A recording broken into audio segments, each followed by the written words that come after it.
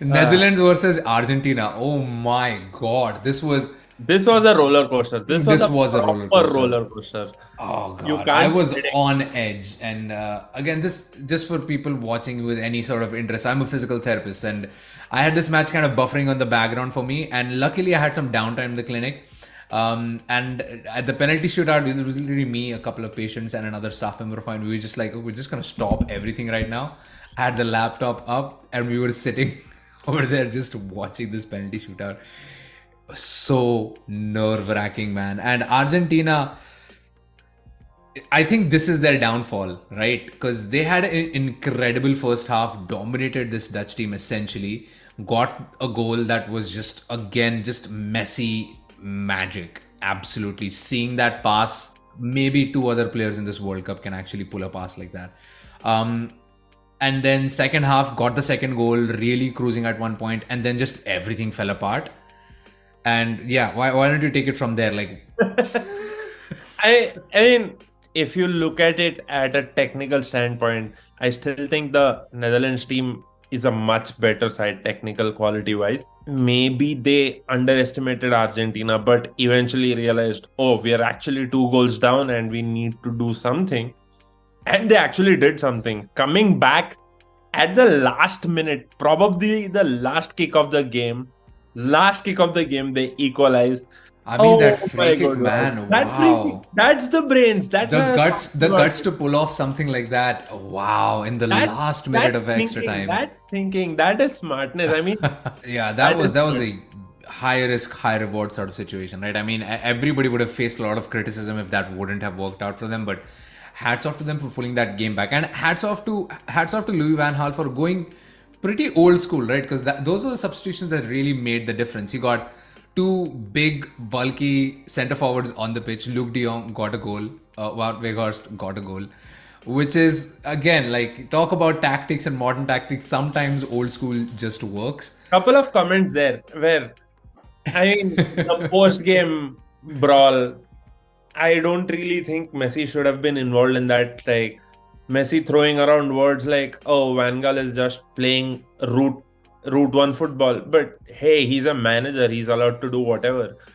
What's your problem? I mean, figure out your issues with your defense. You were lucky because you guys scored the penalties. It wasn't as if you knocked them over. This was a penalty kick. It's a 50-50 probability evenly. It wasn't as if they dominated and then won it. They won it because of the probabilistic chances. I, And throwing out all those comments, going against Van Gaal, going against Edgar Davids.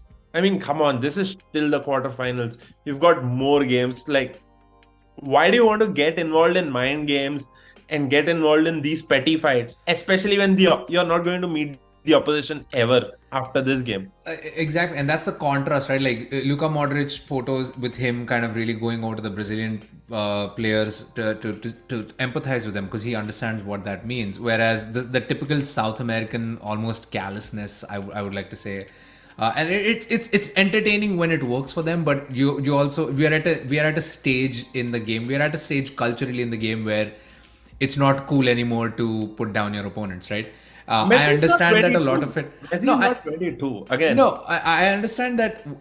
So just to give a background, because there was a lot of comments going into the game where Van Gaal had said a lot of things against this Argentine team, and he criticized Messi specifically a lot, specifically talking about how bad Messi is in the defense, and that is going to be why the Dutch will win the game. So I get the fact that there was a lot of this animosity building even before the game, and again, the game. Wow, there were like 4 5 separate big tussles where all players got on the pitch, and it was just 10 million red cards it was or a very yellow cards, poorly it was a actually. very poorly managed game. I have sympathies for the referee. I've heard a lot of criticism come for the referee for this game as well. And he's known to have like a lot of fanfare about him and known to like love the drama of the game. But I do sympathize with him, but because both of these teams really came into this game with a lot of aggression, with a lot of vitriol against each other, right? So I sympathize with him on that front, but I get it. It's the occasion that gets to you in that situation, right? I'd like to think that at the end of the day, Messi regrets or at least feels bad for how he ended Yeah. up demonstrating his frustrations. Um, but this was a close call, right? And they come up against a Croatia team who is very good at closing out games And and and defending. And Argentina have, I mean, I guess this is the best example, right? I think Mexico and Poland, they managed pretty well, but against Australia, they were really, really nervy towards the end. Against the Netherlands, again, nervy towards the end. Against Saudi Arabia, not necessarily nervy towards the end, but they had their defensive lapses, which ended up in that loss as well. So I it's the think, few chances. Saudi Arabia had 2 chances, they yes. scored 2. So And that's what the game is about. I think Croatia also had maybe one or two shots on target, and they scored from one of them. What Argentina did really well in this game was keep Dumfries quiet, and totally. kept De Jong pinned back, and to a large extent completely negated Depay as well. He had, to the point where Van Gaal had to just take him off because he was just not having any impact on the game. So in that sense, this was, because for me, this is always going to be a challenge on the tactical front, because Louis Van Gaal, very, very good, astute tactical manager. Scaloni upping his game a little bit this game, going three at the back and doing his thing as well, which again bodes well for this Argentina team, because now we know for a fact as well that they actually have a really skilled coach in the dugout as well. So, And kudos to Virgil van Dijk to step up to take the first penalty. He's a yeah, defender. He's a yeah. defender. But again, that's how you show leadership. Not by throwing your flair or a dance or some jiggles and shimmies. Again, it looks nice when it's executed, but you need to have that chance to execute it. Did you have that chance? No.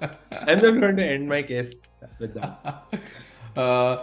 Just a quick reminder to please hit like, share, and subscribe if you like that video, and obviously help the channel grow. It really, really means a lot.